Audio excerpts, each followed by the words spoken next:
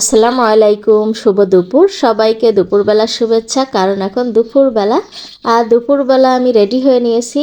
কারণ কোথায় যাচ্ছি সেটা অবশ্যই শেয়ার করব। তার আগে দেখায় এই যে আমার টুনটুনি পাখিটাও রেডি হয়ে নিয়েছে। মা মেয়ে দুজনেই রেডি হয়ে নিয়েছি, ওর বাবা অলরেডি ওদিকে আছে রেডি হয়ে।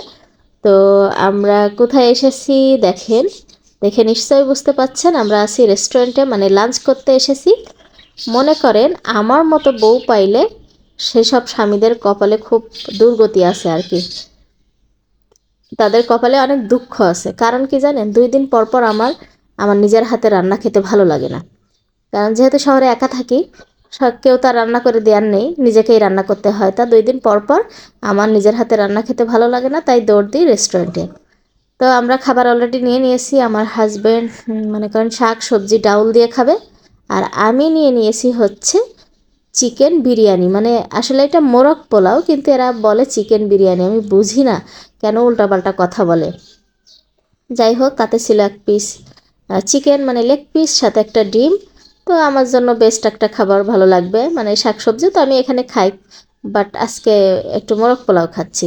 আর আমার হাজব্যান্ড নিয়েছে শুটকি ভর্তা, লাউ রান্না, লাল শাক ভাজি, ডাউল, এই তো। আর আমার সাথে সবজি আছে, সালাদ আছে। তো আসলেই আমি জানি না অন্য কেউ এরকম মেনে নেয় কি না। আমি আসলে কয়দিন নিজের হাতে রান্না খাইলে আমি আমার হাজব্যান্ডে বলি যে আমার ভাল লাগতেছে না, তো সবসময় নিজের হাতে রান্না খেতে ভাল লাগে। তখন বলে আচ্ছা ঠিক আছে, আমাদের রেস্টুরেন্টে খাওয়াবো, বাইরে লাঞ্চ করাবো। আমি তো মহা খুশি।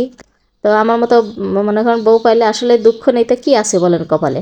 যাই হোক, আসার সময় কিছু জিনিসপত্র নিয়ে আসছি। এটা মিষ্টি আলু, আর সাথে হচ্ছে সিম, বাঁধাকপি, তারপরে হচ্ছে কি বলে সাগর কলা, মানে পাকা কলা, তারপরে আছে লেবু, মানে বাতাবি লেবু যেটা বলে, জাম্বুরা বলে অনেকে, অনেক অনেক কথা বলে।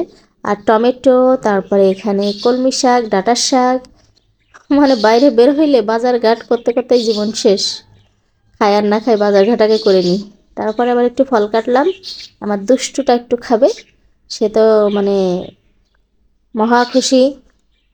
বাইরে নিয়ে গেলে সে আমার থেকে বেশি খুশি হয়, যেহেতু বাইরে থেকে খেয়ে আসছে, আর কোনো কথাই নেই। এখন এসে সে একটু মালটা খাইতেছে। তো খাবারটা খেয়ে নিক, আর আমি আবার পরে, মানে এখনই না, পরে আমি বিকালের দিকে ডিম সেদ্ধ দিয়েছিলাম। আমরা হাজব্যান্ড ওয়াইফ ডিম খাবো। তো ডিম সেদ্ধ করে অলরেডি চলে এসেছি, দুজন বসে এখন খেয়ে নেব। তো এই ছিল আমার ছোট্ট একটা ভিডিও। কেমন লেগেছে সবাই কমেন্ট করে জানাবেন। ভালো থাকবেন, সুস্থ থাকবেন, আমাদের জন্য দোয়া করবেন। আমি বিদায় নিচ্ছি। আল্লাহ হাফেজ।